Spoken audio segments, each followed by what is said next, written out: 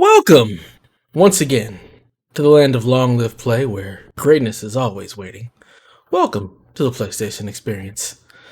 It is I, your boy, Dat Ninja Dev, and we're recording on a different date and time, a Tuesday. So we'll actually be a little more up to date than usual.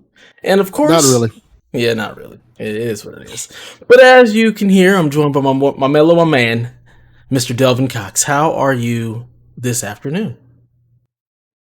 Yeah, it's afternoon for you, but it's like night for me, so it's it's weird. But I'm doing good. Are you awake? Yes, I am still awake. That's a good thing. He's also not getting fired for screaming about not wearing a mask in Costco. That is a good point. Yeah, that's true. That's true. That other voice you hear is the Platinum Princess herself, Miss Haley Nicole Miller. How are you this evening or night or whatever you want to call it? I mean, it is night. I'm in the same time zone as Delvin. Not too hot, but I have air conditioning installed, so that's nice. Explain. You gotta have an AC. Also, pretty close to that platinum on The Last of Us Part 2 already. I need 2 weapon upgrades and 5 player upgrades. Boom, Sweet. Platinum's mine. Gonna have to do that screenshot trick, though, because I don't want no Abby in my Platinum screenshot. Abby sucks. See, that's a spoiler for me, because I had no idea, that was gonna be a thing that might happen. What? I don't know, I'm just talking. Abby's great. Okay. She's awesome. Her and Abby sucks. Her and Lev, big goals. Her and Lev are dope. Lev is good. I like Lev. Lev's pretty cool. Yeah. So what's everybody been playing? We all know that I'm still playing The Last of Us 2, so I'm not gonna even add on to that. But what about you guys? Have you guys been playing anything else? I know you're both finished now, which is awesome. So Delvin, any other games you've dived into, or are you just kind of basking in the I'm done with TLOU glow? Oh, I wrote notes for this week's episode, so because I want to remember everything I was gonna say. Okay, I spent the week finishing up The Last of Us Part 2. That's the first thing I want to say. Overall, I love the game. I think it's an excellent continuation of The Last of Us story. And it's a pretty decent lead-in to a sequel, because I think they're going to do a sequel. It just seems that's not a spoiler. Yeah, it just seems like they have a franchise, and with the whole HBO thing coming up, it just seems like it's inevitable that they're going to do a sequel to this game. Mm-hmm. Before we go any further, we should point out, whether you like Abby or not, please don't send Laura Bailey or any of the dev team death threats, please. That is very true. Don't be a terrible person. You can not like a character for things they do, but please remember to separate the actor from the character. Yeah. Yeah. I wish I could say that goes without saying, but unfortunately, that's just not true. Yeah. My thoughts on it so far, in terms of that character, I'm not going to give any spoilers because I'm going to wait till Dev finishes so we can get like a full spoiler cast going and have a free flow conversation. Anyways, yeah. Speaking of which, we will be going into spoiler mode later on in the show. That's going to be our discussion of the week, but we will make sure we let you guys know before that happens. So if you don't want to hear that, you can stop. There you go. That's what I was trying to point out, Delvin. But yeah, I think. Well, I will save that for the spoiler cast when we start talking about the game again. Yeah. Okay. But either way, now the game I'm playing now that I finished The Last of Us 2 is actually Iron Man VR. Nice. So far, I'm loving the experience. I'm on chapter 3 of the game, which is still early in the game. But what's surprising about this game so far is that there's still a lot of things you can learn and do in the game. Like, one of the things I like about the game is that it's very customizable. You can customize suits and add different weapons on them and stuff. It gives you a really cool type of Iron Man experience. The flying is really responsive, and the fighting works well. The fighting works better than I thought it would work, actually. And I can't. It feels like you're Iron Man, and nice. That's the best thing we can hope for. It's really cool. I haven't really had any problems with it. I haven't had anything that took me out of the experience. Like, once you set up that's the biggest problem I think is just actually setting up the VR.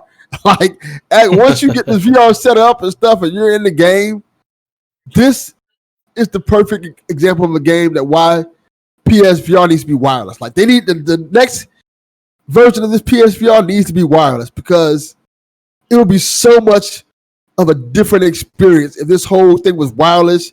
And you could do the whole 360 turning and stuff like that because it's such a cool, interesting game. But there has been times where I've been turning and doing some of the moves and almost get tangled up on the cords because I get so much into it. But it's a super fun game. And if you have PSVR, I highly recommend for you to at least try out the demo for it to see if you like it. Nice. That's definitely one that I look at and I'm like, ooh, I kind of want to play VR, but it'll be down the road. But I'm glad you're enjoying it. Yeah, I don't have VR. So. Yeah, you couldn't use it either because I don't have 6 feet. That's what I'm gonna say. Iron Man VR needs all 6 feet.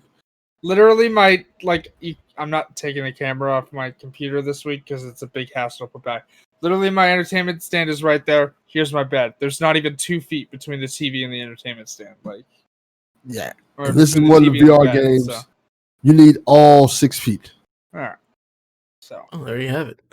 What about you, Haley? Anything else you've been playing this week, or just literally just The Last of Us? I finished collecting all the collectibles and the workbenches today while playing as Ellie.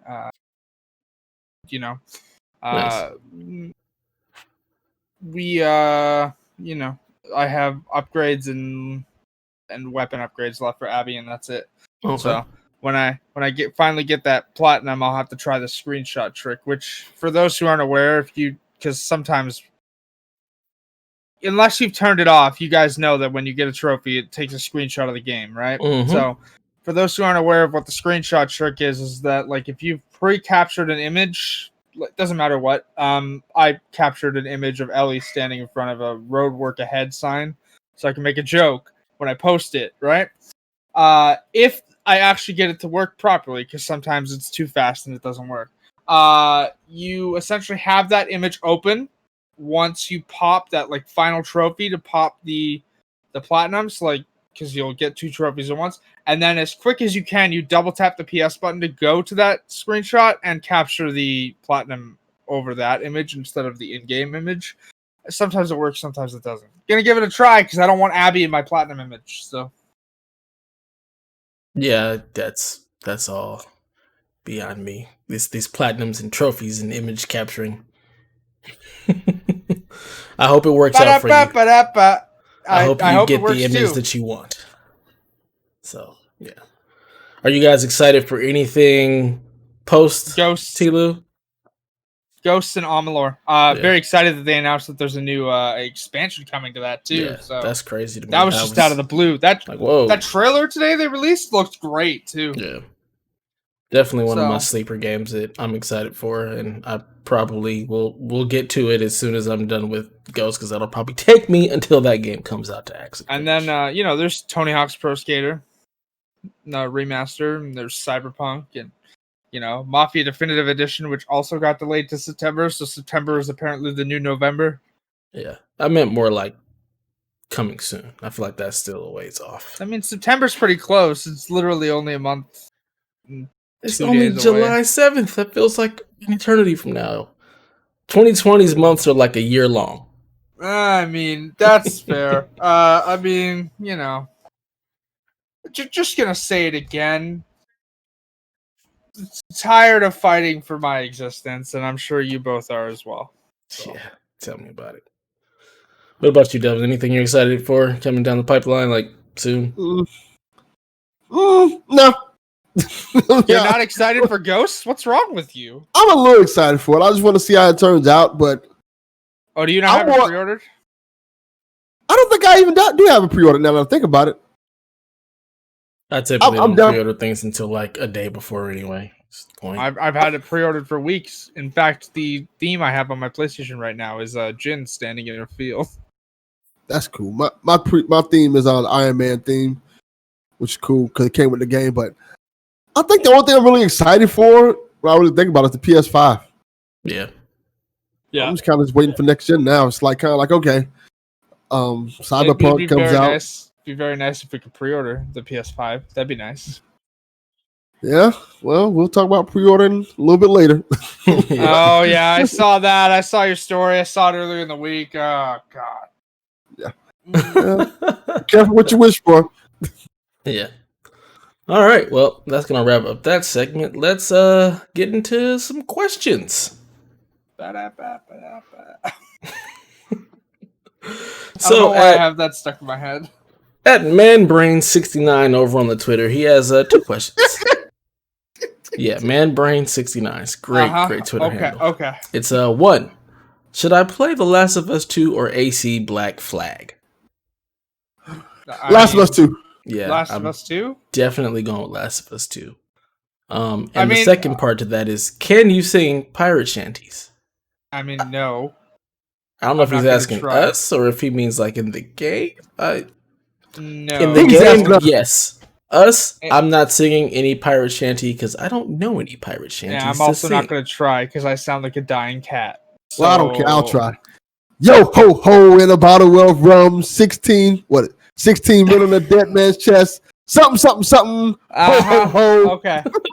All right. I mean, real talk. It depends. Like, the definitive answer I would say is The Last of Us. But if you're not into those kind of games, then maybe go with Black Flag. Like, they're 2 completely different styles. Like, What you Black mean Flag- those type of games, Haley?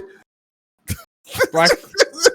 I'm not even gonna dignify that with a response. I know, obviously.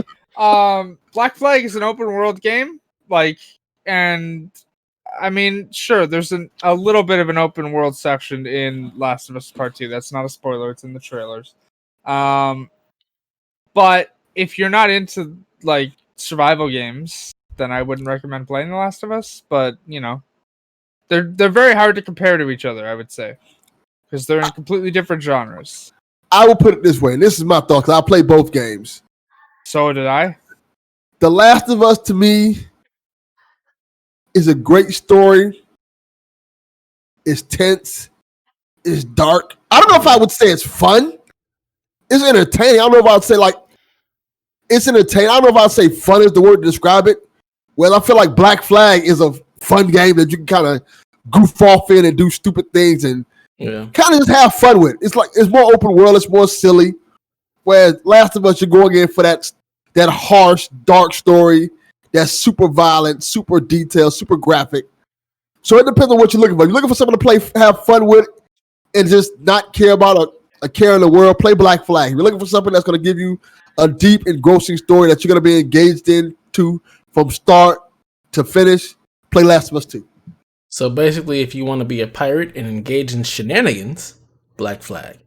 If you want to be sad and depressed and murder people unmercifully, Last of Us 2. Pro tip, by the way, exploding arrows are where it's at. Very, very fun to use those. Oh yeah. On New Game Plus, they are very, because I don't care about going in stealthy now that I'm playing on New Game Plus. I just turn the difficulty right down. It is very fun to watch people's guts just go all over the room. Like, it just paints the floor red. That's dark, but okay. It's great. I love it. I completely forgot I even had exploding arrows. I know you're a stealth player. I know that's fine. So satisfying. That crossbow. Oof. I will say the crossbow's pretty freaking good. Did you put the scope on it first? Or? Of course. It's a sniper weapon now. It's great. The scope was literally one of the upgrades I did just before we started recording. I literally didn't use the scope at all last playthrough on any of Abby's weapons. Any weapon that I have that there's upgrades, it's like, can I put a scope on it? Jesus. I will say, because for those who played the first one and added, there was no bullet drop in Last of Us 1. The fact that there's bullet drop in this one takes some getting used to. I love it. It's great. Oh, it's good. I'm just saying it takes getting used to. All right. So, next question from Play Nintendo. He's got 2 questions. One is not terribly serious. He says, are we ever going to discuss The Last of Us together, talking to me?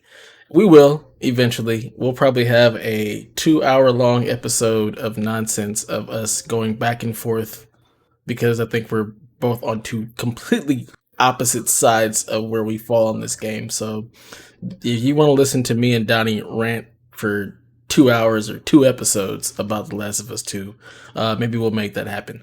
Let us know how you feel about that, and we'll see if we can make it come to fruition. The real question he's asking is, have you guys seen the survey that's actually gone around from Nielsen suggesting that the PS5 could be $299, the digital version? And what do you guys think about that possibility? As the great Vince McMahon would say, no chance in hell. Yeah. A, no. B, even if it were to magically be $299, wouldn't be $299 here. Well, yes, this is true. Canada sucks. Well, Canada doesn't count in this conversation. It's true, it doesn't. It counts in this conversation. It absolutely counts in this conversation. Does Canada count in any conversation? I mean, no. I don't know. How are you guys?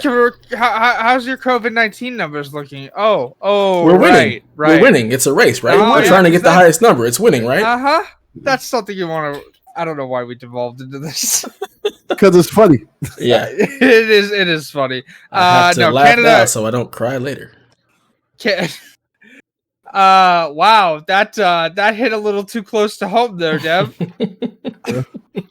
I mean, Canada counts in this conversation just because, and you know, I mean, based on Delvin's story later, whatever the price is in the States means it's gonna be higher here, and it's just. I have a lot to say about my story later. Yeah. I know. One of the reasons why I wrote notes. Yeah. So, have you guys seen this survey? No, I haven't seen it yet. Okay, yeah, it's like completely random, and it has like there's no real like inkling. It's just Nielsen putting out questions, and it's like random pricing question. How would you feel if it were $299? Yeah, it's Nielsen ratings. They don't really have any inside scoop. I don't think it's just a survey. I really don't think it'll be $299. I think at the very least $399. So I don't think it's possible unless Sony is just like screw it. Just throw it out there, but I give that like a 0.01% chance of happening. Let me ask the question. I remember that Xbox was talking about a thing where they would let you finance a system. Is that still a thing that they're doing? It is. Yeah, it is still a thing. Yep. And when the Series X comes out, you are able to switch in the One X you financed for the Series X. Yep. That's really interesting. I wonder how that's going to work out. Well, I mean, you need a good credit rating to do that in the first place, so. What you trying to say? So, you saying we got black people credit? Wow. All right. Jesus. Just throw me over the coals, apparently. You said it. I have bad credit. I was making a point about myself. I was just interested because I forgot that was a thing. I completely forgot that was a thing. Yeah. It is a thing. They're still doing it. So yeah. I don't think $299 is a reality. So I'm not even going to pretend that's a thing. There's no way. All right. So our final question comes from Takeda over on Discord. He poses the question, do you think PS Now will add more needle-moving games or at least permanently add all their first-party titles that are a year or more old once the PS5 launches? No. So we did see that, PS Plus got some nice games. It's in your story. This is the perfect transition. It's the perfect transition. So we see that PS Now has some good launch, some titles coming out. And once the PS5 launches, I mean, does it really hurt them at all to really start putting some of their really, really like franchise titles in there? No, but the thing is that they don't promote PS Now except for once a month. They're like, hey, here's these games. Yep. Why would they suddenly start doing it when PS5 launches? Why not? Because it's the same problem as like, hey, here's Concrete Genie. We're just gonna send it out to die though. Literally almost no marketing for that game. It's out there. All right, it can die now. It doesn't mean that they can't ramp up. That can't be part of their marketing spiel. Like they could start to really market PS Now with PS5 and start to push that in like kind of like a thing that can go against Game Pass. Be like, hey, we have PS Now. It's got all these games. Day one PS5 launches. You subscribe to PS Now. You're gonna have access to all of these big hitting PS4 games. on your PS5. On your PS5. Yeah.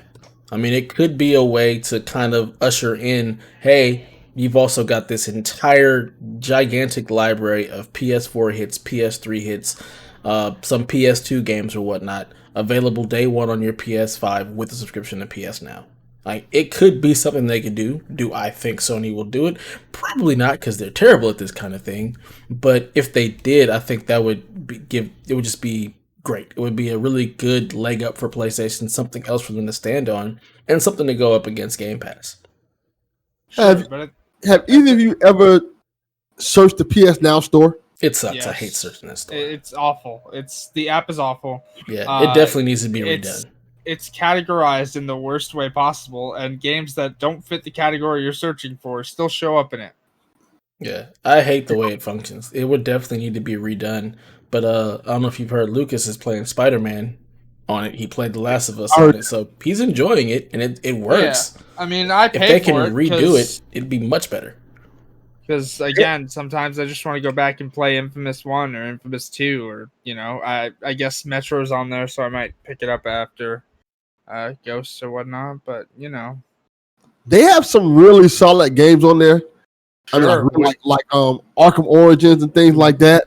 But they have some super trash games on there that that are just like amazing. Why is this even on here? Like there's like a cricket game on there. There is a game on there that is like, hey, you are fighting to stop vampires from taking over this, but the gameplay is not great, and neither is the story, and I feel bad for Troy Baker because he is in that game, and it is bad. I mean, somebody liked it somewhere, I'm sure. So, again, it's just about having a library. 1-star rating. So, your 1-star could be somebody's 5-star. It's not really about how good or how bad the game is, just the fact that they have the library, that you have access to all of this stuff. Just like Game Pass. Like, I'm not going to play 99% of the games on Game Pass, but they're there for those people who would like to enjoy that kind of stuff. You should play My Friend Pedro. My Friend Pedro is awesome, but I have it on Switch. I'm not going to play it on Game Pass. In fact, my Game Pass subscription lapsed. I'll renew it when Halo drops. Did you see that My Friend Pedro is getting a TV show? I did see that. So is Fallout. Yeah. Somebody has not listened to Prime this week. I was in the middle of listening to it. I'll be honest, I haven't listened to any podcasts this week. Yeah, I know about the Fallout. They were talking about Fallout. I heard they that. Talked about Fallout. And they talked about My Friend Pedro coming to that. The funny thing about the My Friend Pedro TV show, though, is that it's by some of the guys who did John Wick. I mean, that makes sense. You think about the action. Sense. Yeah, the action of what you're doing in the game. Like, it makes sense. It works.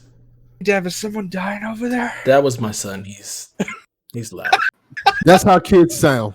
Yeah. Welcome to our lives. He's a 4-year-old who has a lot of energy. So, yeah. So, anyways, as we're talking about PS Now, some cool games jumped in there. Haley, you want to take that story? Yeah. Hell yeah. Please play Watch Dogs 2. Just seriously. No. Sir? Wow. Wow. How dare you, sir? Honestly, I feel like this is in response to the fact that this coming Sunday is the Ubisoft Forward. And if you log into your Uplay account, anytime after the pre-show starts for the Ubisoft Forward event and before the main show ends, you can claim Watch Dogs 2 for free on Uplay on the computer. And so I feel like this was added to PS Now as, part of that because... Yeah, I think it was already in the writing. I expected to come to Microsoft for free as well. It's already in Game Pass. It's in Game Microsoft, Pass? I'm pretty sure. I'm pretty sure. Maybe I just own it on Xbox. I know that I can play it. But Watch Dogs 2 is a fantastic game. Wrench is my favorite character in that game. Marcus is pretty cool too. But you've also got sorry, I have the article up here. If Street Fighter 5, Hello Neighbor, they're adding new games to PS Now all the time, and it's just they're not staying, which doesn't make any sense. Watch Dogs 2 is available until October 5th. and that's the only one that has a date. Mm-hmm. So, like, I don't understand. Yeah, they always do that with the date stuff. Like nothing ever just stays in like forever. And I mean, even with Game Pass, games leave, but nowhere near as soon as the games leave typically in PS Now, which is something else I think that they need to fix. Like they need to try and get rid of the fact that so many games leave so soon. And let stuff stay a little bit longer than they have been. But I mean, those are some good games that are coming to the service. Maybe Lucas will give Watch Dogs 2 a second chance because apparently the first time he tried it, it wasn't that great. I mean, our friends over at MTTG, maybe Router will actually take it out of the package. I know, right? Man, Watch Dogs 2 is a great game. It's so good. It's actually the only, like, I know there's only 2 so far, and Legion's supposed to come out at some point in the next couple of months. It's I have the platinum for Watch Dogs 2, and it was so easy and attainable, and the multiplayer trophies for it weren't annoying, but also like I had a blast doing it. Like, yeah, I played the mess out of that game. Cool. No platinum because screw that, but I absolutely love that. The DLC for it was pretty cool too. Yeah, it's a good one. So if you have PS Now and you haven't played Watch Dogs 2, you should absolutely play that. Street Fighter 5 is also good, although I feel like the latency from PS Now with fighting games But you can download the Street Fighter 5 to your console because it's a PS4 game. Okay, well that helps because latency. You can download any of the PS4 titles to your console, Watch Dogs 2 included. So you're not really dealing with latency if you download it. You can still stream them, but I don't know why you would do that if you could download it. I mean, if you're playing on PC. Sure. Yeah. You got any words there, Delvin? Because you were laughing the entire time we were talking there. I've said on this show how I feel about Watch Dogs 2. Not a fan. I don't even understand. How Does dare not you, compute. sir? Does not compute at all, sir. You need to play it again. You need to try it again because something is wrong. You need to play that game again because it's amazing. It's fantastic. Maybe at the end of the year I'll try it again. I own it, so it's not like I can. Well, unless they took it out of my library because they are known for stealing stuff lately. But I mean, it's still there. Could just go back to your library and install it again. Yeah, that one's not. That one hasn't been taken down. I still have that installed. I have that one still installed on my PlayStation. I don't know if it'll ever go away because it's just amazing. Oh, it's so fun, and the parkour is really good in that too. All right, so moving along, there was earlier this week, Shuhei Yoshida, he had a little blog post where they actually debuted some new PlayStation Indies and their new PlayStation Indies initiative. There were 9 games revealed that were coming to PlayStation.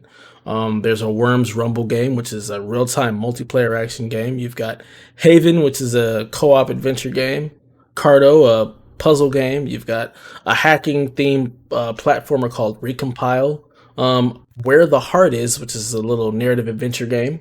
And just a couple of other like little indie games. Did you guys see these? Because I know they were doing them like early in the morning. They just started releasing the trailers for each of these games. Did you guys see any of them? Saturday, wasn't it? Whatever day the first was. So that would have been last Wednesday. Wednesday. Mm-hmm. Yeah. No, I didn't. But you know what I think this should have been? A state of play. They could have done a state of play, but I think they wanted to do it where everything kind of got its own like air, as well as like bring it to the blog post as an initiative. I think it could have been, a state of play, but I feel like it wouldn't have been a very long state of play, and I think that's probably why they didn't do it. Because I feel like the last time they did like a state of play with the indies, they got a lot of backlash because it was literally just trailers and nothing else. Okay. So that's literally what this was. It was basically them saying, "Hey, we have a new indies initiative, and here are 9 new games coming to the platform." Sure. But none of them were bug snacks, so I don't care. Well, this is mostly PS4 games. There's a couple that are coming to PS5. I was just making a joke and an excuse to say bug snacks. I mean, I'm sure some of them are cool, and I'll probably end up picking a couple of them up anyways. I just haven't looked at any of them. Yeah. I know people are excited about Worms. Yeah, I saw a lot of excitement for Worms. On the indies thing, did you see that one of the developers for Bugsnax accidentally revealed the game in 2014 by just tweeting out the word bug snacks? I did not see that because I saw that. Zero interest in this bug snack shenanigans. It's something. I love that everyone's editing the bug snack song into other video game trailers. Specifically, the Resident Evil 8 trailer now has bug snacks version, and it's fantastic. Eek, did not see that at all. Did you guys? But you guys didn't see any of these trailers for any of these games at all? No, I didn't. Wow. I saw just the reaction to all the games and stuff. I didn't see any of the trailers. Oh, matter of fact, I'm incorrect. I did see the trailer for Worms. Worms Good looks job, cool. PlayStation. You're effing up. You should have done something better where everybody would have known this was a thing. The only game that I saw on there was Fist, which did look cool to me. I think I was platformer. Yeah, I think I was Forged in Shadow That's the Torch. game? Yeah, it's action. It's called Fist. It's called Forged in Shadow Torch. It's an action platformer. Has like a diesel punk look or whatnot. Of the indies, it's the only one that looks cool to me. Well, yeah. What it reminds me of is like old school 80s cartoons. Like there was one called Masks. What was the other one? There was another one where they had like a bunch of like all the characters would come together or whatnot. But that's what it reminds me of because it's an acronym. I think I was dissociating on the first. Well, that'll happen. I really don't remember that day, except it was not good. Yeah. Well, either way, it's cool to see them pick up this indie stuff and start to promote it a little bit more. And it's good that Shuhei's behind it because he has always been kind of like driving that indie scene. So it's good to see them start this now, and hopefully it continues, and we'll get more indie games closer to the launch of PS5, and we'll have a nice, well-rounded thing. So that'll be cool. All right, Delvin, take us away, sir. All right. Video game developer Take-Two Interactive recently announced that NBA 2K21 for the PS5 and Microsoft Xbox Series X will come at a suggested retail price of $69.99 USD. The pre-order release information reveals a $10 price jump from the standard $59.99 for most AAA games. Now, there has been multiple conversations about the cost of video games going up, whether it's Sean Layton talking about a price increase needs to happen because the price has been stagnant for so long, or just it's been going on for so long. And my thing about this is, I looked at him like, okay, price is going up. Everybody keeps saying the reason price is going up because the price has been stagnant for so long. So I thought to myself, is that really a reason? Like, is the $59.99 price limit really hindering these games at this moment in time? So I figured, let me go look up some profits of other companies and seeing how these companies are doing, seeing if this is actually a thing. So in 2019, Activision Blizzard gross profit for 12 months ending in December 31st, 2019 was $4.39 billion, 11.8 decline in year over year. Their profits was $4.39 billion. So my whole thing is this, and I got many more examples of that. My whole thing is this is not a situation where I'm fine with price increases, but don't try to make it seem like, oh, the industry is struggling. It's not. That's not what's happening at all. They figure they can get more money out of consumers because the whole thing. Because the whole thing is, if you really look at how things are going, is video games are more popular than they've ever been. Yeah, they're more profitable than they've ever been. And this whole thing is not because, well, the costs are rising and things like that. It's simply because they figure we can make more money off video games if we charge this amount as opposed to this amount, especially when you add the fact that most people are going digital. There's also another argument to be made here about this. I'm fine with the price increase in video games. That's fine. Granted, I pay $90 for most of them here anyways because, conversion's not great. But you don't get to claim that you're not making enough money on your games and throwing a price increase on there to claim all that value as the press release for this statement includes. When your game is filled to the brim with microtransaction nonsense and gotcha machines. I have more to add to that. And this is why I take umbrage with Take-Two Interactive specifically doing this. For the last several years, people have been complaining about the quality of the NBA 2K series. Yeah. Not on I have examples of this. Like NBA 2019 Metacritic score was a 78. No, 2020 was a 78. 2019 was an 82. And 2018 was an 80%. And one of the reasons why these games have been constantly getting those scores, whereas before they used to range in the high 80s, 90s, is because when they come out, I play every year of 2K. They are buggy as I don't know what. And every chance you try to play the game, they're asking for money. Like microtransactions galore. And I think the fact of the matter is that you have a game. There's a slot machine in 2K20. Like, no. Get it out of there. And the fact that they're charging you more money and they're not getting rid of the microtransactions, it kind of comes off to me as greed. And like I said, I don't have a problem with paying a price increase for games at all. That's not the problem at all. But my whole thing is this. If we're getting a price increase, I hope we're getting better quality of games. In terms of, I don't want to sit there and buy a 2K game and it's buggy as heck or have to wait for 10 patches to download for the game's playable.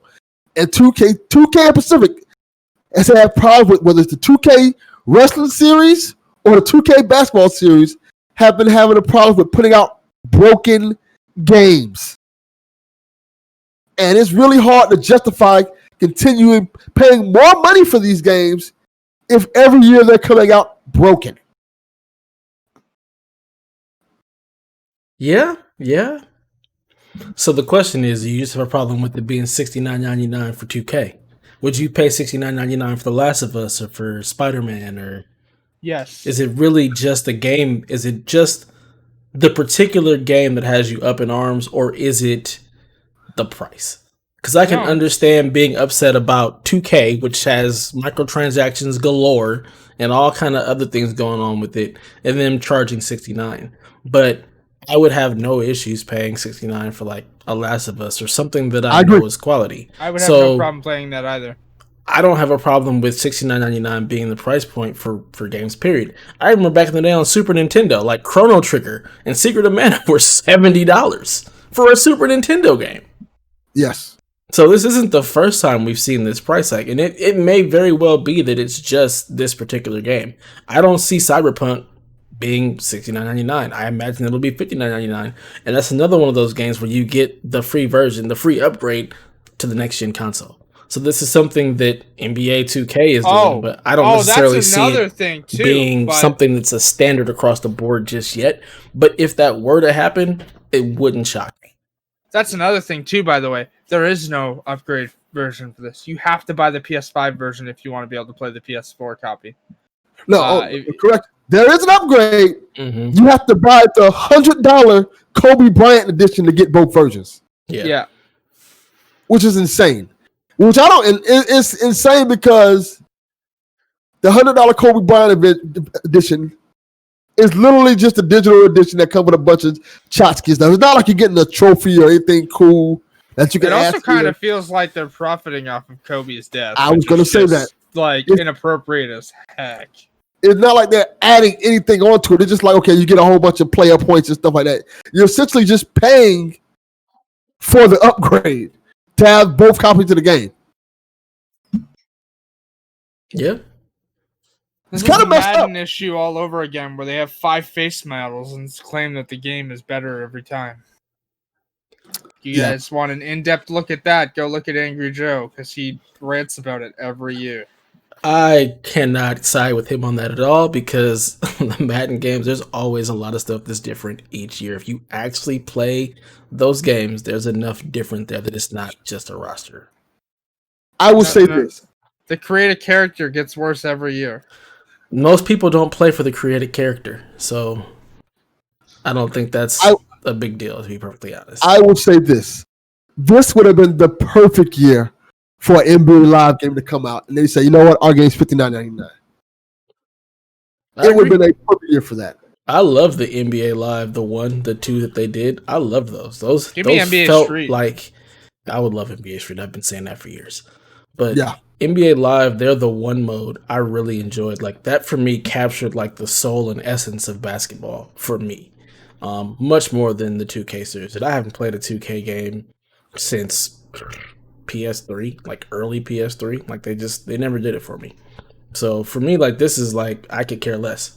Like I'm not I even paying mean, this any attention. I want to see what other games actually come out. If they actually start upping the price for actual PS5 games, I want to see what happens with Cyberpunk.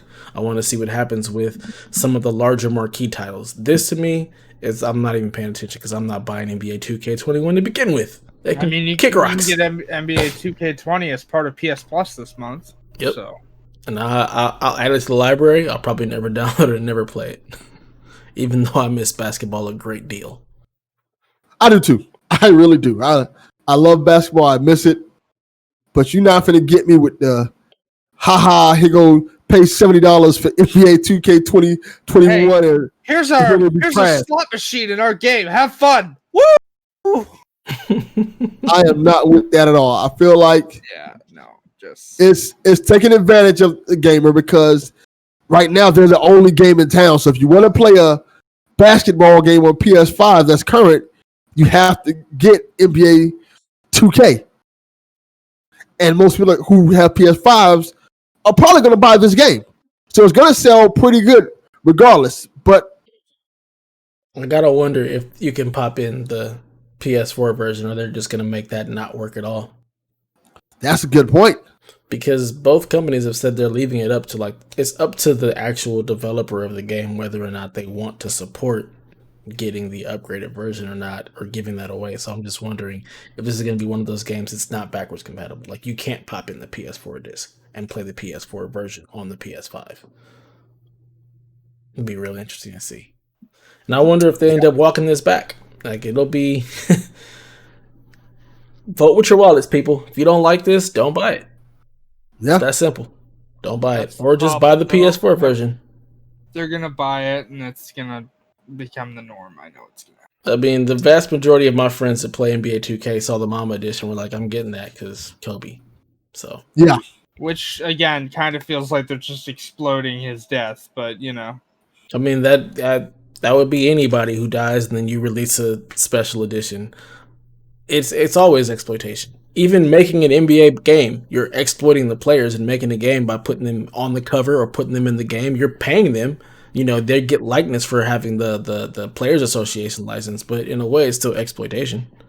This just throws a cover on there and kind of pulls at your heartstrings. I disagree because the players get paid for their. You don't think Kobe's getting something from this? I'm sure his wife is getting some kind of payment from this. It wouldn't shock me at all. I'm pretty sure they would. I personally, just as a Kobe fan, like, I want this because I love Kobe, and it's just another way of like saying, "Hey, I appreciate what you did, and I want to have this to show, you know, my appreciation for Kobe." Usually, when they have like these special editions, they usually have like a steel book or something else that comes with it. Mm-hmm. This one has nothing. It's just the cover. It's essentially just the cover and a whole bunch of in-game content. I don't think any of the sports games have ever had steelbooks. They've always been just more of a hardcover that encapsulates the case. Like I remember there was a Madden special edition that did that. There was an NBA 2K edition that especially did that had three different covers, and they were all basically inserts. I think I have one of them.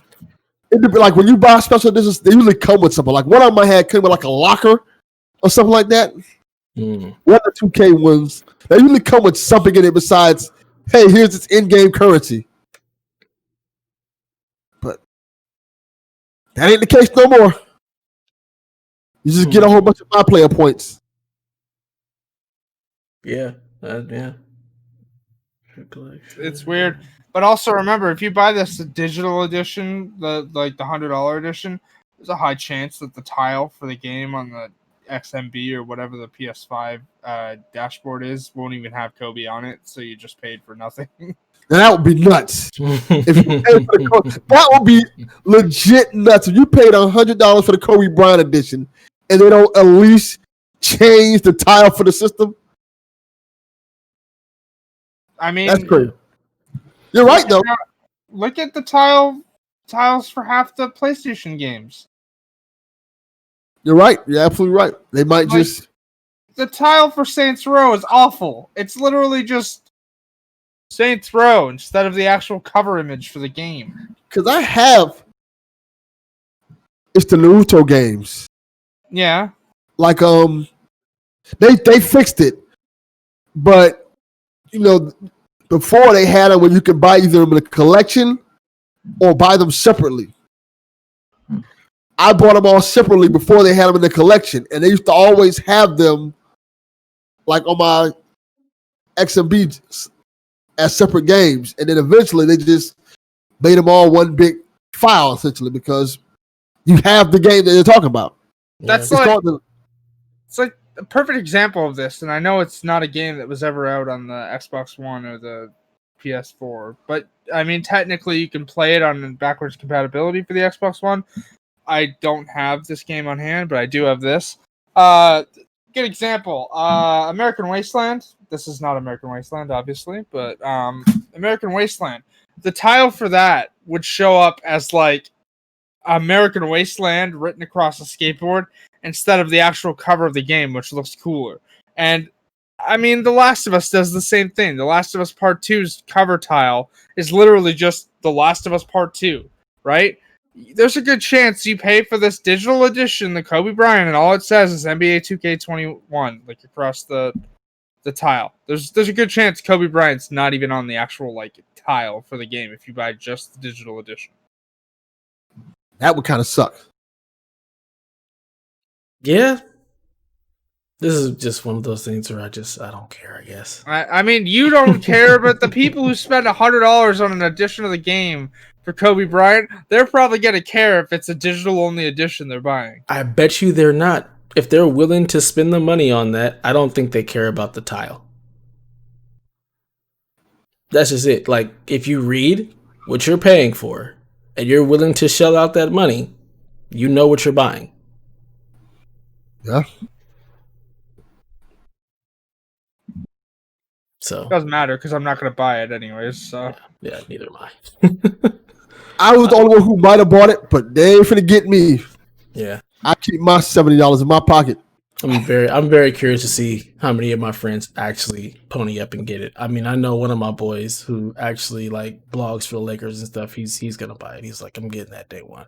Like this, it's the Mamba that's edition. awful. He loves Kobe. I get it, but that's awful. Yeah, I mean, it's $100 special edition. $100 you get a bunch of on a stuff game that's filled to the brim with microtransactions and should be free to play.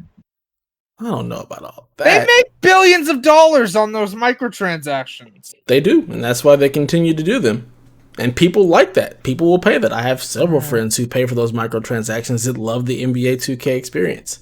So it's like the FIFA the thing Ultimate is, Team nonsense. people love the FIFA Ultimate Team. People love the MUT. You can't tell them to get that out of there when there's people who actually enjoy those modes. The people really like that. If people didn't like it and didn't pay for it, it wouldn't be there. It'd be gone. But the fact that they make the amount of money that they do and people continue to pay for it, you can't be mad at that. That's not your place. It's not your game. They're contributing to the problem. You don't play that game. You don't play those games, so it doesn't affect you. It does affect me because people look at FIFA, see what the microtransactions make there, and that's how they get added to games like Shadow of War. And they took that right out. And again, you don't need any of those microtransactions to play that game. You can completely ignore it. The microtransactions are there for the people who want them. You cannot do that. You could not ignore them before they got removed. What I mean by ignore them is you don't have to buy them. But they slowed game progression down to the point that you needed to buy them. No, they did not. Yes, they did. Doesn't what is called do that? Did something like that? One of the Assassin's Creed games. Odyssey did that. Yes. It's not slowing. It is slowing down though. It's really not. It's really not. It's really not. It literally is. I ignore all microtransactions, even like in Destiny. Like they have that stuff. You don't need any of that to actually play and progress in the game. Sure, that's a good point. Sure, except for the fact that when they slow your level up to the point that like, hey, there's this little booster you could buy and you'll level up faster. Okay. Ignore it. Don't buy it. I will say this. I don't mind it in Destiny. Because Destiny kind of tells you out the gate, this is what we're about. Like, Not really. it kind of feels like that. It's a new thing for Destiny, and that's not really part of the Destiny experience at all, to be perfectly honest. It feels like it because it's an online playing game. It kind of fits more than it feels like to me. Maybe it doesn't. I don't know. I mean, but then you think about it, isn't 2K online? Isn't Madden online? Like, those are games that are highly played online with the ultimate teams and the virtual currency and the virtual players. Like, those are online games.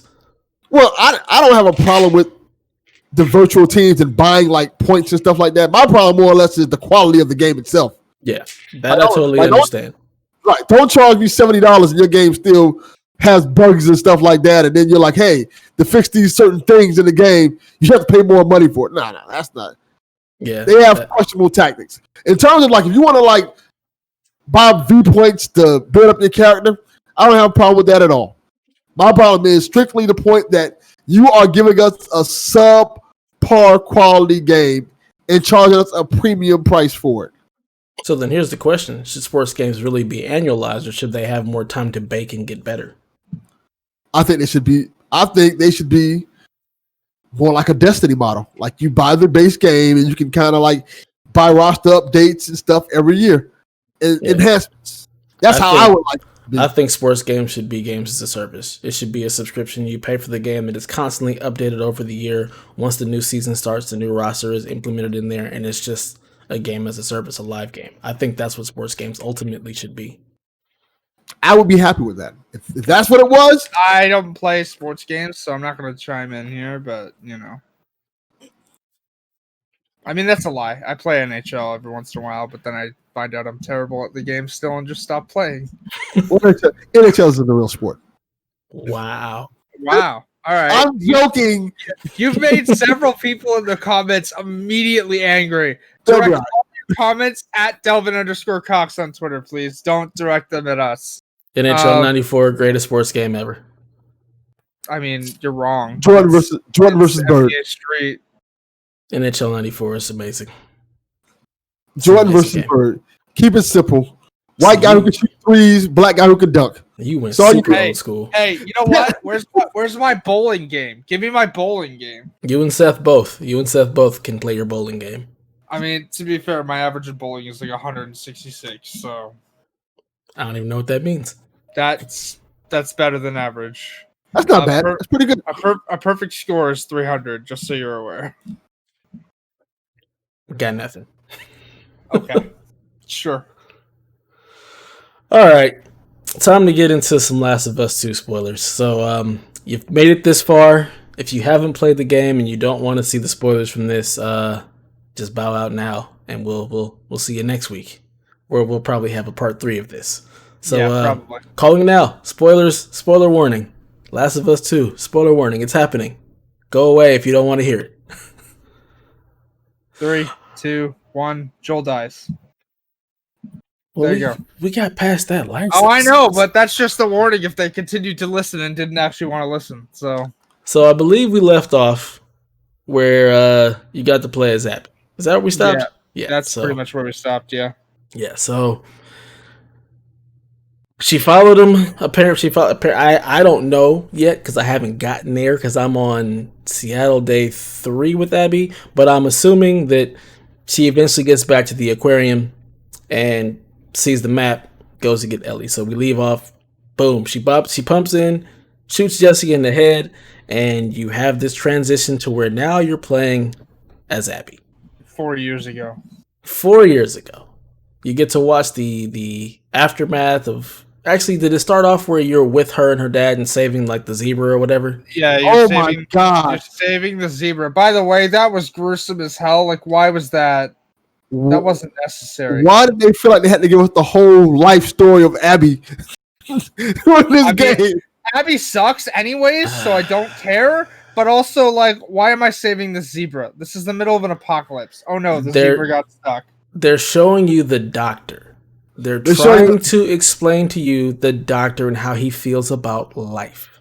They're showing you the doctor who's a better person than his daughter. Nonsense. I don't know. absolutely a better person than his daughter. That's 100%. Hey, that's what they're trying to show you. They're trying to convey what the doctor and what he was trying to do. sure. That's Sure, basically we'll what go that with was. that. You see that he wants to preserve life in any way, shape, or form that he can. So yes, he's been tracking the zebra who was giving birth or whatnot, and then he finds it. And he's like, "We got to save it." So they're trying to save life. What a waste of resources. Wow. I enjoyed it very much. I enjoy getting both sides of the story. So I like that section. I like getting backstory on characters. It was very interesting to find out, like, oh, so this is her dad. Had no idea going into the game. No clue. Just That's didn't cool. know. By the way, I like how we devolved into like a 20-minute demagogue about Last of Us 1 last week. Just when we get back to the hospital here, it's clearly pointed out. The question is asked, "What would you do if it's Abby?" And you see his hesitation. Boom, my point is made. He wouldn't do it if it was Abby. You never got that answer. And she told him, "I'd want you to." And Sure. there's the difference. Ellie never got the option. I honestly believe that Ellie would have said, "Yeah, sacrifice me to see if you can find this cure," because I don't want that to happen to anybody else.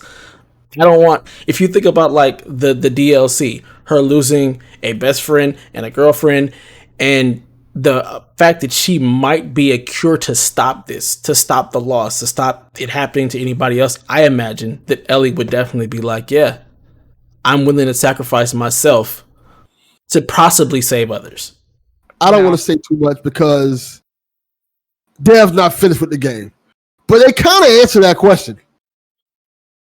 I believe they will, but it's also a totally different Ellie at this point. No, they kind of answered it with Ellie, who's around that age. He's already past that. He's already way past that. He's playing as Abby now. He knows that, like... Did Ellie found out? Yeah, I know. I found that out. Not that part. There's another conversation that's had in the game.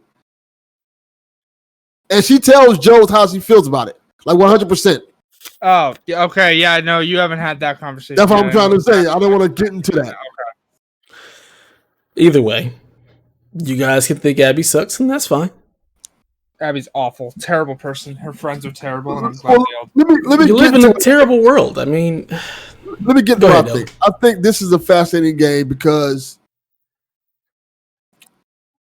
the further you get in the game, the more I felt like I realized that this is a world where there's no heroes, there are no villains, and the people who are just there surviving, everybody's just pretty much awful people. It's just like more or less like who's the least awfulest. Like there are elements in this game that I found absolutely fascinating. That's why I can't wait to talk about the ending of this game, because the ending of this game deals with a lot of issues that I think are very powerful. This game has a powerful ending. Yeah, well, we can't talk about my issues with the game because Dev's not there yet. So. Yeah, but this game deals with a lot of powerful issues, and I think Abby's story overall, I like it.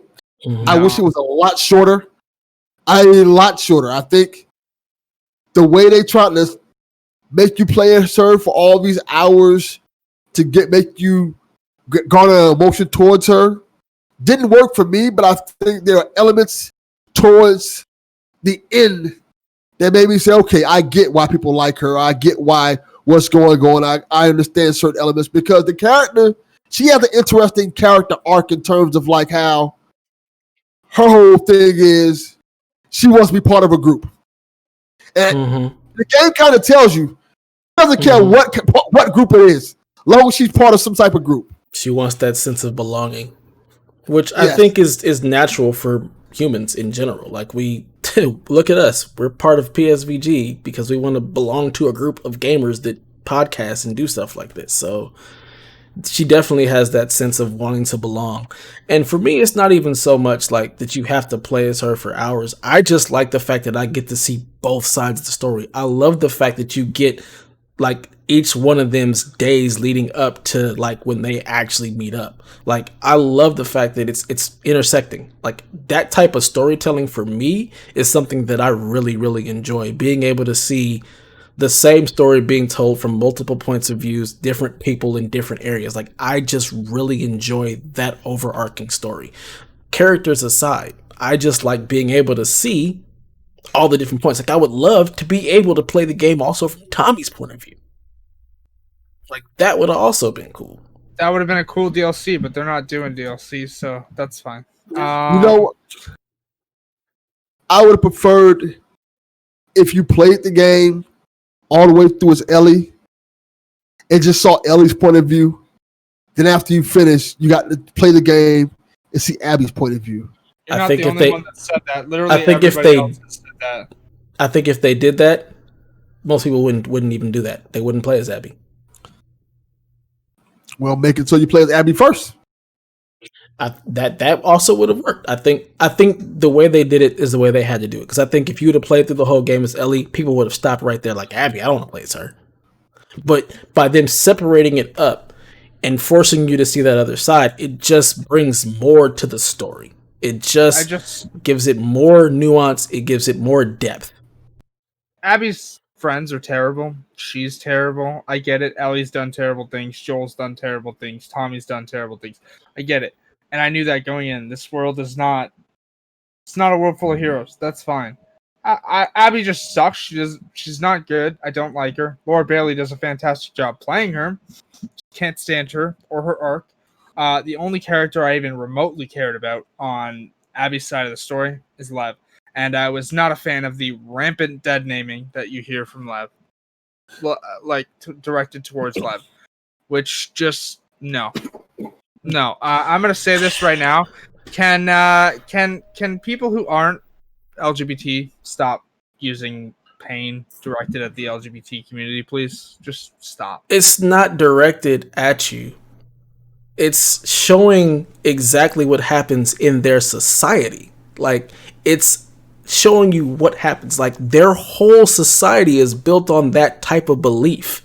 So when she cuts her hair and becomes Lev, nope, bad. Stop. I'm trying to show you from the point of the game. No. I from get their standpoint. Nope, not at all. Is that not what happens in the game? Definitely not what happens. Lev is always Lev. Does not matter. Okay, Lev is always Lev, but from the societal standpoint,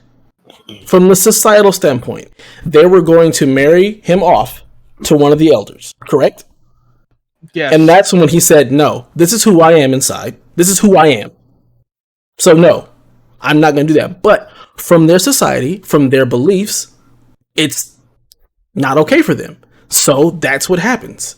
And again, it's not trying to inflict pain or trying to drum up anything. It's just showing you that society and how they work. And it's showing you a pushback from Lev. My issue here was the way the statement was phrased, Dev. That was my issue, not the way you were phrasing the statement was. Well, I apologize. No, that's why I was trying to stop us from going too far. I get it. It just comes across as not done well. It's like me going into Mafia and being upset about all of that. Like, it's just where we are in the world because this type of stuff still happens. And it's just, to me, it's a play on what's happening in real life. A lot of it. Like, it's just another powerful statement they're trying to show you. Like, let people be who they are. I wonder, does Naughty Dog have any transgender workers in their company? Yes. Or they did. Don't know if they're still working there after the rampant crunch, but Because I wonder how did they feel about it if they were the ones who wanted this in the story, because that makes a very different difference, a very big difference. If they push towards and they say, "Hey, we want to show these people this cult," because that's what it is. It's a cult. A religious cult. Mm-hmm. Are horrible people, and we should not want to identify with them. Like, I think that's why you don't get to play as any member of this cult, because you have Abby's group, who they kind of portray as horrible people. They are horrible. But they also try to portray them as good people in certain senses, like caring people in certain senses and things like that. They give them certain identities were like, okay, this person is not. They try to at least. Can we just remember that they approve a what looks to be 8-month pregnant woman to go to the front line of battle?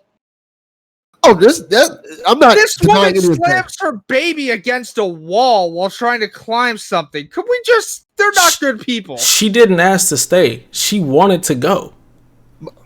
Which is another part of it. You're not going to hold her against her will when she's like, I'm good and I need to get out of here.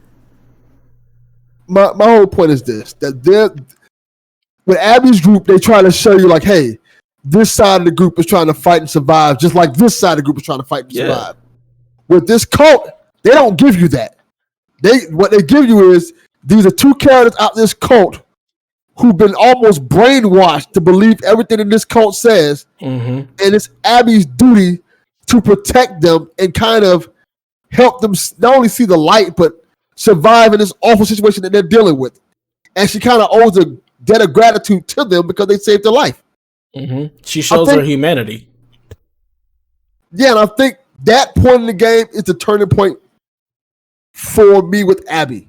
Not necessarily I like the character, but it showed her more human side because they showed her like, okay, throughout this game, throughout this journey when you're with Abby, she's this quote-unquote badass who doesn't care about anybody, who doesn't fear anybody, who does what she wants to do, doesn't care the consequences for. They asked her multiple times if she had any regrets about what she did to Joel. And, no, I don't care. And if you don't like it, screw you. That was her whole kind of outlook on things. Till you got to this one moment where death was imminent for her. And when you look, and the scene was done very well because you can see the fear in her eyes, and that she was like, I'm finna die. And that tough exterior that she's been holding for so long in this game completely disappeared. And she felt helpless and horrified. And these kids saved her life.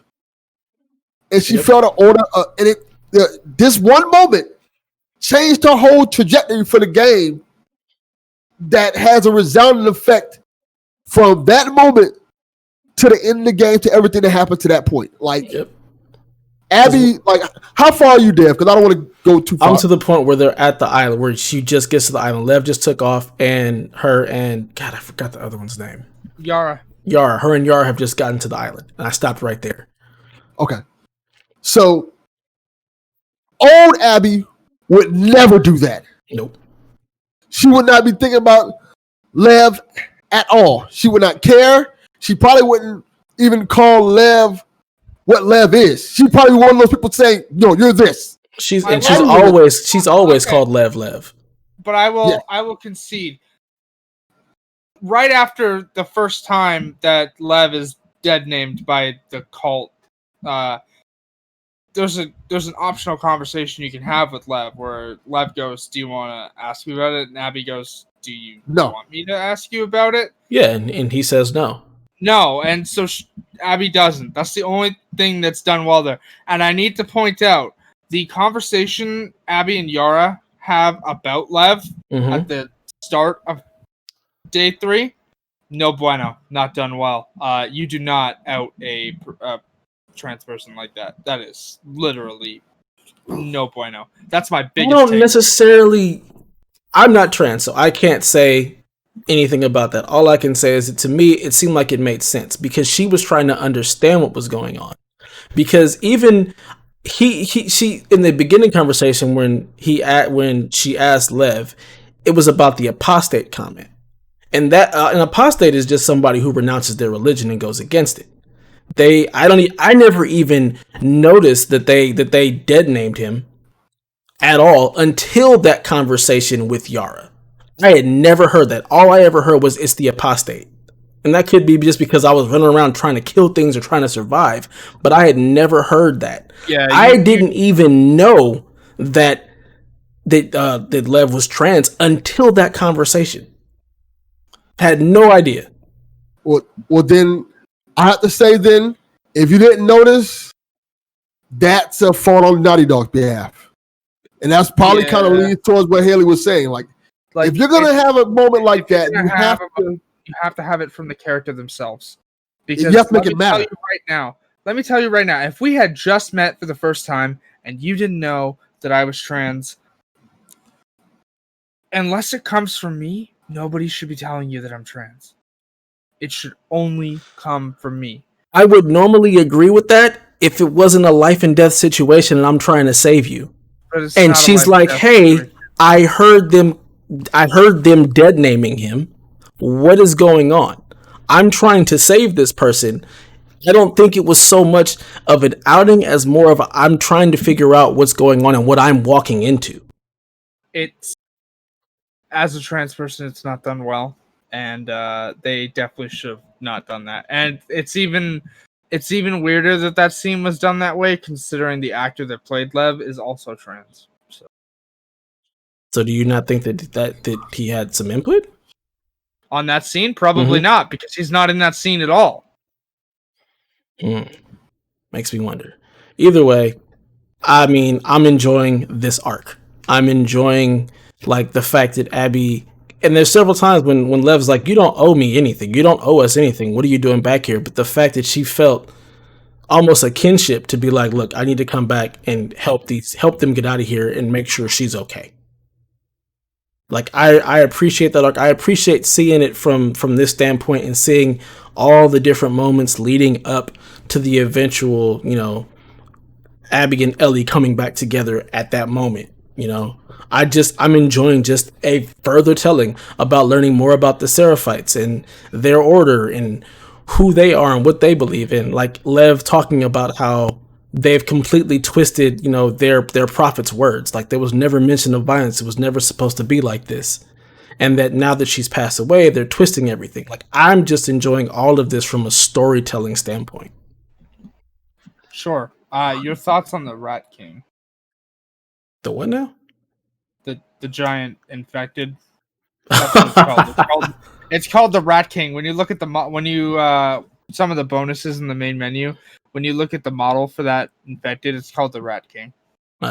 Did not know that. I haven't looked at the models. That thing was gross. I threw explosives at it and then shot it with the hunting rifle several times, and it took me a second because every time he would even get remotely close, if I didn't dodge fast enough, he just, crack her neck. But other than that, it was cool. Once I was able to just keep running around the map and just throw things and use the flamethrower, it was a cool fight. Cool. I didn't like it. Cool design, but like Delvin, I didn't like it. You tease a new infected and then just throw a reskinned bloater at us. I thought it was too video gamey. It was I felt like that a felt reskinned bloater and a stalker combined. Okay.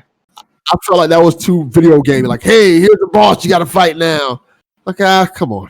I mean, also it's a video the environment to fight it in was way too small. Like, too small. He breaks open rooms so you can run around. Like that was the whole thing. Like I was watching him bust holes in the stuff to make the actual area larger. So I had plenty of room to run around. He was never breaking rooms for me. I was stuck in the same L-shaped corridor. Oh, I had a whole lot of space.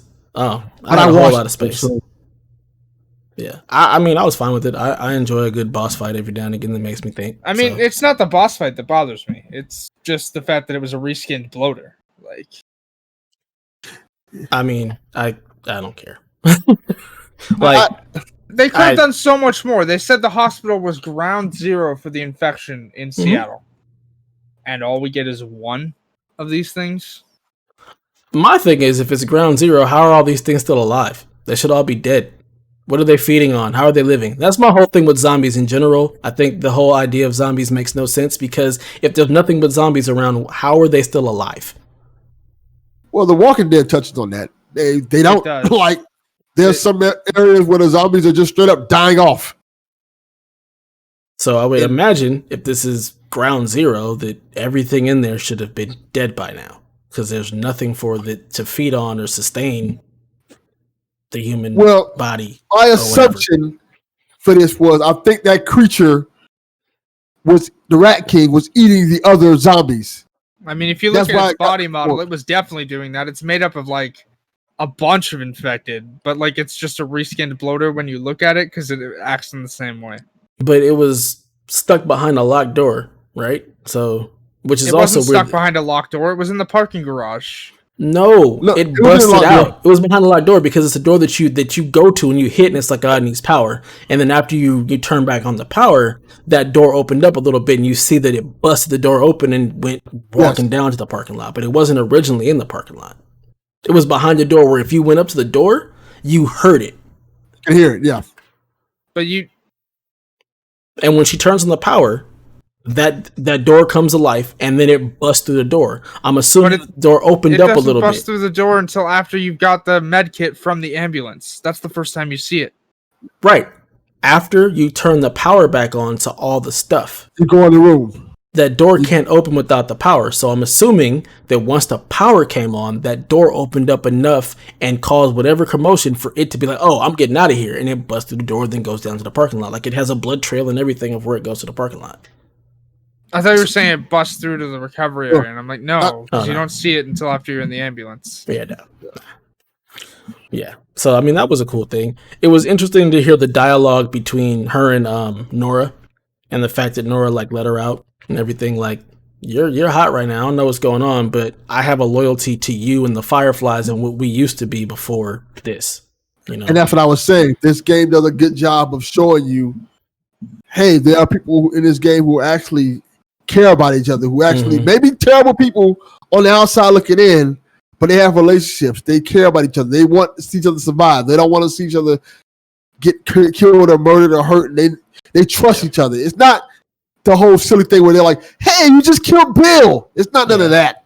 It's more of a personal type of relationship. And I think that the dichotomy in this game is very interesting because when you start off the game, it starts off where it's a story about revenge. Mm-hmm. And the story about revenge is not Ellie, it's Abby. Yeah. And then the revenge goes from Abby to Ellie. Mm-hmm. So you have Ellie's story about revenge, and Abby's story kind of turns from revenge to almost like redemption. Yeah. For her, it's kind of like it's like I've done what I've been trying to do for so long. Like you even see it like when she has that conversation with Owen when she's like, he's still out there. Like, I need to see this through. And Owen has another point where he's like, well, the Fireflies are still out there. I have to see this through. It's more about tying up loose ends. So now she's tied up that loose end, and now it's like, okay, what do I do with myself? Well, I'm part of this group, so sex scene, I'll be part of this group. Terrible. That sex scene was awful. Was out of place. You both were trying to choke each other to death just seconds ago. Like, I will say this: that's happened in so many movies. That is that exact same scene. Video games need to stop doing sex scenes. Yeah, there was no need for it. Also, they didn't need to. Go ahead.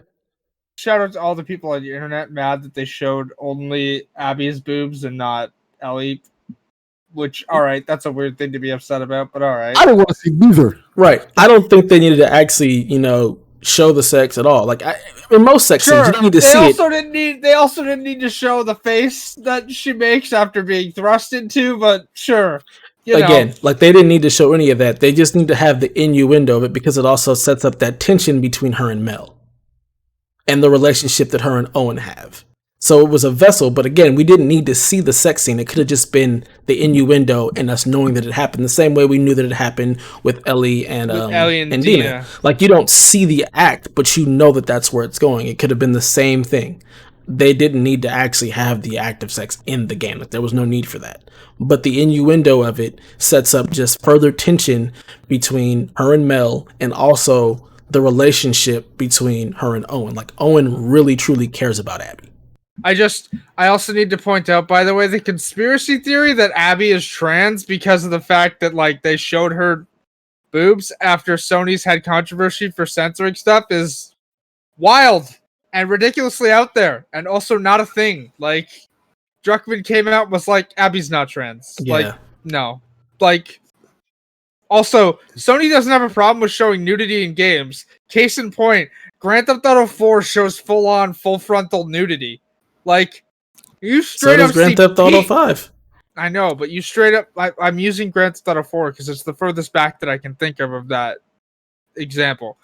You straight up see dong in Grand Theft Auto 4. like full on dong. And then again in Grand Theft Auto 5, the problem being is Sony censors stuff that shouldn't be shown, like characters that look vaguely underage. Mm-hmm. That's what's getting censored, not boobs. Yeah, the tastelessness is what is censored. Depending on how you look at it. This was tasteless, but I mean, it's not a conspiracy theory that Sony only uncensors their own games. Like, that's not how that works. Yeah. So you got Abby. She's gone to the hospital. She's got the supplies. She goes back to the aquarium. They save Yara. And then that scene with the hammer, by the way, yikes. Yeah, I mean, the deaths in this game, they're gruesome. They definitely make me wince. Like, oof. I liked your comment that you sent. What was it? Sunny Legend. Is this John Wick? From the gif of like Ellie like just jumping around. Yeah, that was wild. I didn't even know you could slide backwards. Yeah, that's pretty cool. I didn't know that either. If you hold L1 in reverse and then hit circle, you like slide across the ground backwards. That's dope. I would say this. There are some really cool action scenes in this game in terms of like right after that scene with the hammer and stuff where you're fighting in the forest and the effect that is so cool. Yeah, it's a great that scene, the scene in the car, the scene in the boat. There are so many cool Uncharted type action moments in this game that are just the warehouse right after you're playing as Abby and like you jump from one thing to the other and you fall over and the things crushed on top of you and Alice jumps in and eats the infected's face. That was awesome. Yeah. There's so many cool moments like that. I still don't know how the infection's not transmittable to dogs, by the way. That doesn't... Like the coronavirus. I mean, it's transmittable to monkeys, though. I don't know. Dogs got special. I mean, monkeys are more like us, so I guess that's why. I don't know. Because the boar didn't have it. The zebra didn't have it. That boar, by the way, in the museum, fuck that thing. Scared the shit out of me. Also scared me. They do a really good job of creating tension. It's really good the way they do that. But I love the fact, like you said, the action scenes. I love the fact that the AI characters also kill things. Like, they're not just there and you have to kill everything. Useful. They actually kill things and come to your rescue the same way you can come to theirs. So I appreciate that very much. This afternoon, while I was doing my collectible hunting, I sat there and watched Jesse just murder everything in sight. That's dope. Oh, poor Jesse. We hardly knew you. Oh, dude, like, his face is gruesome. Like, this game likes shooting your AI teammates in the face. Oh, yeah. Because also, apologies for the profanity, but can I just say that I love the same energy of Ellie telling David that she's the little girl who broke his finger, and then asking when she gets caught. I know that we're talking about Abby here, but like when they get caught, like on day one, and they're taken to the school, and Jason, I think his name is, goes, "How did you find us?" And Ellie goes, "I asked about the dude with the bitch scar across his face." Same energy, like just same energy. Yeah. So we're back at the aquarium. You save Yara. Lev runs off. And now you're off to find Lev. That's where I'm at. But everything that's led up to this, like I've thoroughly enjoyed. Just going through, seeing everything from her point of view. Like I remember the first time I went to the aquarium to see Owen, I'm thinking, oh crap, this is already ending. Didn't even think about the fact that it was only day one when you first get to the aquarium after you're going after Owen. So that's when it like really occurred to me that, oh, I'm going to play all of her days leading up to when they meet. And again, I just think it's a really, really cool storytelling vessel to see all of these characters that, you know, the two of them are murdering and how they come across each other. So I have a question for you, Dev. Mm-hmm. Before the sky bridge, did you look down at when you were? I have looked down with her and see that it like shakes and everything. I was like, oh god, I can't. The screen goes blurry, and I'm like, what is happening? It's like I can't do that. Because obviously you mentioned that I'm like pretty close to platinum in the game, right? It's like I only have upgrades left as Abby, no collectibles, no nothing. So like I'm I want to point out that first area where like you're like, hey, this is upgrading your weapons as Abby, just gives you weapon upgrade points like to no regard. I had like 40 when I started replaying as Abby. By the time I'd finished and gotten to the first workbench, I had 250 upgrade points for weapons. So it just gives you up like weapon points in that first area. I literally have 2 weapon upgrades left. That's it. But when you're up on the top of that warehouse before you like rappel down or whatnot to the train yard, if you look down while Mel is climbing the ladder, you look like you're about to like Abby starts shaking and stuff. It's weird. I'm glad that they included that because they told you about that she was scared of heights from the beginning of the game, and the fact that it manifests itself over and over again with her having to face that fear. And yeah, if you look down, the fact that it shakes and then it gets blurry, I think that's just another cool storytelling vehicle.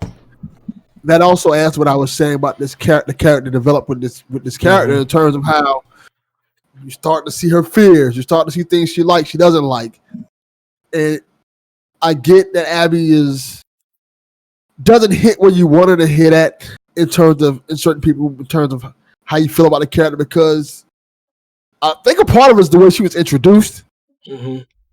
But the character is something there with that character that I think when I got to the end of the game, which I'm not going to just talk about this week, I felt like, okay, I get it now. It meant more to me when I got to the end of the game and seen what happened at the end of the game with this character. Yeah. I mean, like I said, I've liked her all along. I like the progression of her. I'm excited to see where everything goes and how the end of the game, how they intersect and how that plays out. I'm just digging the story and I'm loving every minute of it. I'm really still enjoying the combat. I enjoy the upgrades. I love the flamethrower. It's just it's fun. Yeah, I'm enjoying I can't even talk about my favorite weapon yet because you don't have it. So yeah. Oh my god, the crossbow. The fact that I can shoot you in the head and then go reclaim that arrow. Magnifique. The crossbow's good. The exploding arrows from the bow you get as Ellie are good. Can't talk about my favorite weapon yet. Flamethrower is good. Sad that only Abby gets it though, but it makes sense. She's the tank character. I mean, I'd call Ellie a tank more based on the skill that Ellie gets in her first skill tree at the end. If you're looking from like an RPG standpoint, she's more like she's like the hunter DPS class, and Ellie's the tank. Abby's the tank. She's sucking up damage. But Ellie's first skill tree literally has a perk in it that lets you survive lethal damage 4 times before death. That's like the feint ability. Yeah, that's like the feint ability of the hunter or a rogue. Like you're able to like ward off death. That's actually a skill tree in World of Warcraft for the rogue characters, like the main like. Okay, but I don't play that nerd crap. I totally understand, and that's why I'm trying to tell you that Ellie ain't the tank.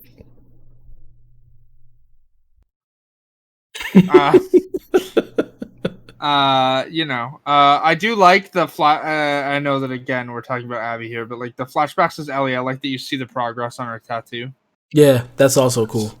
Yeah, her journal entries are just adorable because like in the first game she's like, "Is this all they had to worry about?" And then she's doing the same thing in this game, going like, "Oh, cat touched my arm," and it's like, "All right, you baby gay." I will say this. It happens more towards the end of the game, but those journal entries get heartbreaking. Oh, yeah. And depressing. And it touches on something that I really like that this game did. Because the story becomes, the further you get into this game, about mental health. And it's really deep. Okay, you need to stop because you're heading into spoiler territory. And I'm not going to get to that part. Man, I'll talk about that part. It's really good. I imagine like they both have suffered so much trauma. That's why I said like for me, a lot of it is that they're kind of almost the same. They're just two sides of a coin in a way, because they both it's a revenge story for both of them that crosses up, and just the amount of psychological trauma that they have both endured. I can only imagine how difficult it has to be to just continue on each day in this apocalyptic world. It's a terrible, terrible place with people doing terrible things to survive. It's humanity pushed to the brink. Yeah, so I'm very excited to see it through.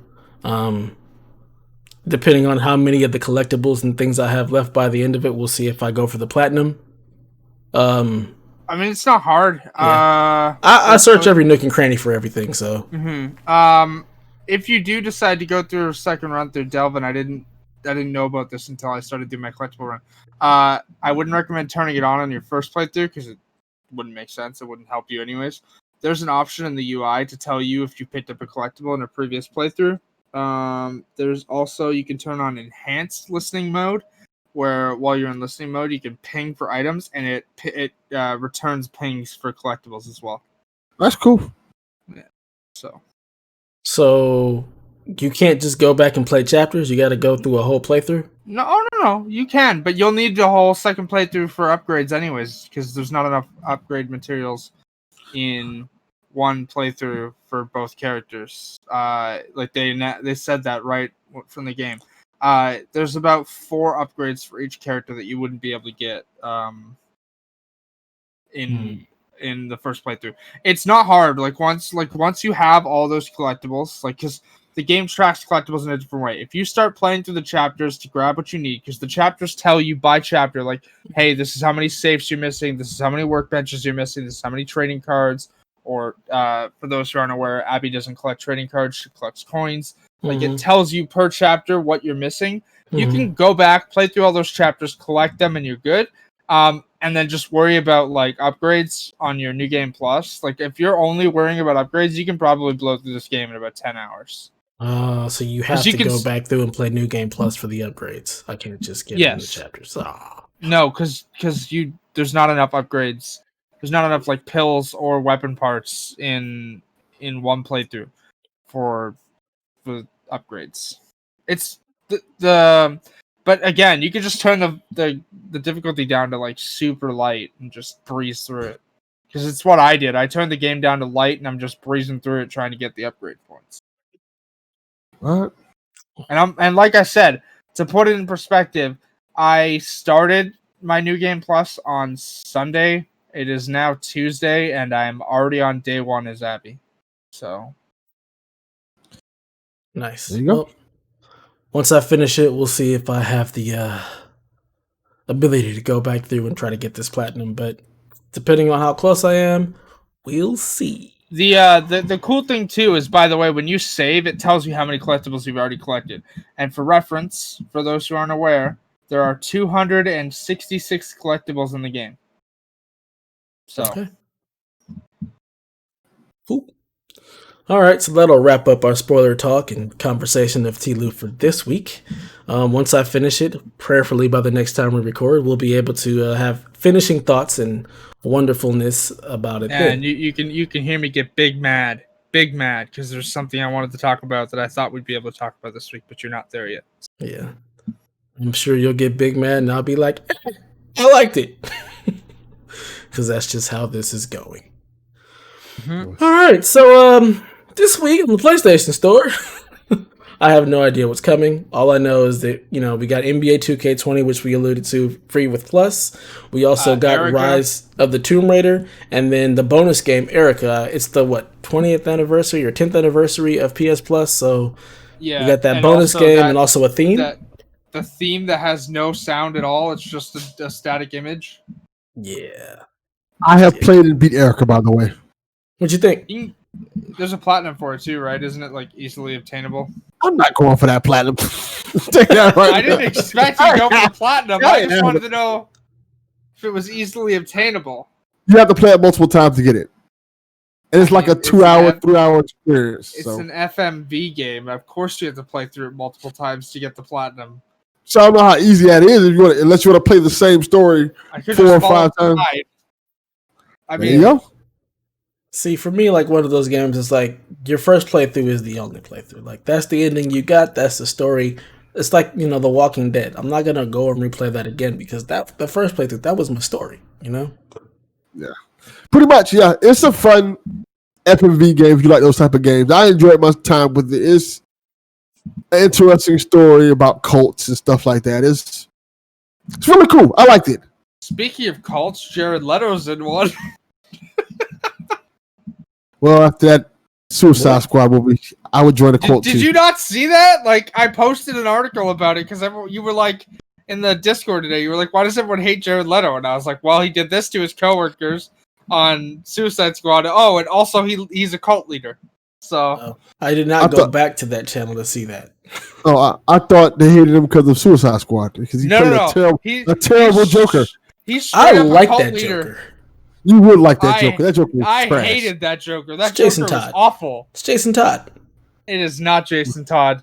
How dare you disrespect Jason Todd like that? Even Delvin just said it is. I mean, come on. It is. Face-head Joker. Jason Todd. Jason Todd. Makes True Jason Joker. It's great. No. And there goes our Batman cast as somehow we always devolve into DC. What is it with you two? We always gotta talk about DC something. I mean, have you seen my wall? I don't know. No, it's whatever. That's Marvel. I'll tell you. I actually have Have you DC seen my arm? Unlimited or whatnot. One of my arm is black. My brother-in-law gave me his login for DC Universe, so I think I'm gonna start watching some of those animated films because they're the only ones worth watching. Harley Quinn's good. Yeah. Constantine, City of Demons. That's a good one. Really good. I really wish Constantine got a season 2. I loved that show, the live action. It was so good. He's on Legends of Tomorrow. I'm not watching that.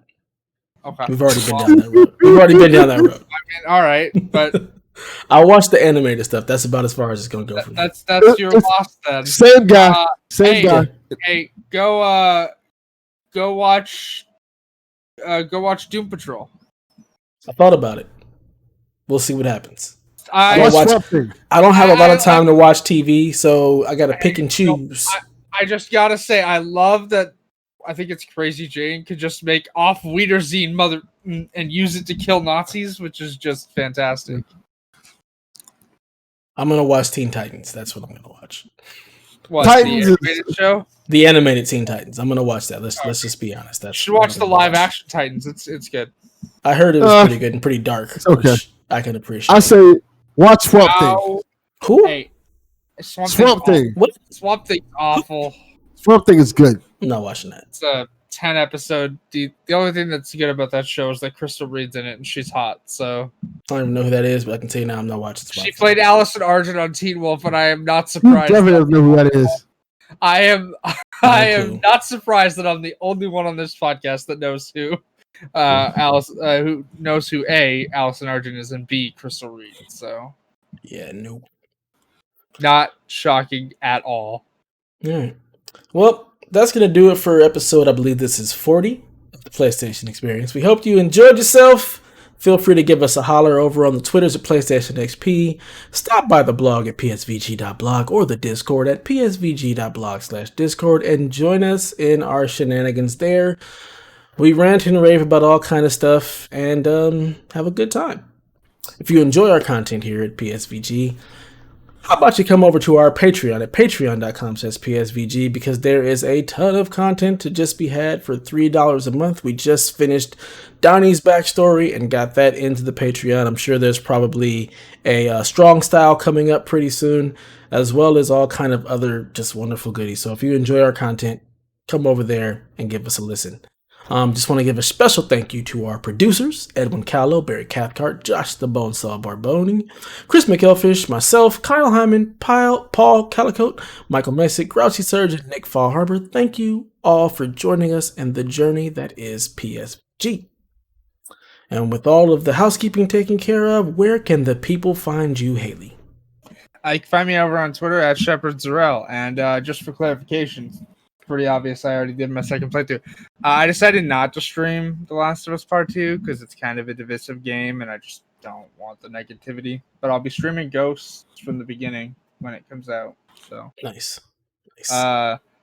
So next Friday, provided I'm not called into work, you can find me playing Ghosts at 12:01 Eastern or 9 p.m. Pacific time. The only good thing about the West Coast. What about you, Delvin? Where can the people find you? You can find me on Twitter getting yelled at by DC fans, which is happening as we speak. Just want to point out, including me. Well, I'm used to you yelling at me. That's nothing new. It comes from a place of love. Yes. Delvin_Cox on Twitter. I'm on there. I'm doing a Delvin Cox experience. And right now, as we speak, people are yelling at me because I said, and I quote, let me see if I can find this quote where people are so riled up about what I said. Why do people feel the need to crap on Marvel movies? I didn't say crap, by the way, to make DC movies sound better. It's so weird to me. People are mad that I said this. I mean, DC movies generally aren't good lately. Like, I like Man of Steel. I sort of like Batman v Superman, but it's not great. I'm not like a Greg Miller enthusiast on that. Justice League was not good, and I don't think that the Snyder Cut will be good of that either. Wonder Woman was all right. Aquaman was good. Haven't seen Shazam yet. Want to, but I know that that's touted as good as well. So I mean, you're not wrong. Like, Suicide Squad was garbage. So, and Birds of Prey is fantastic. That's about it. I thought that was a pretty harmless comment, but apparently other people didn't think so. Did you expect any different? Welcome to the internet. I think people just like yelling at you, Delvin. That's basically what it is. I think that's what it is. Yeah. That's so. Go on the Twitters and yell at Delvin. Yeah, that's the thing. And with that, play has no limits. No.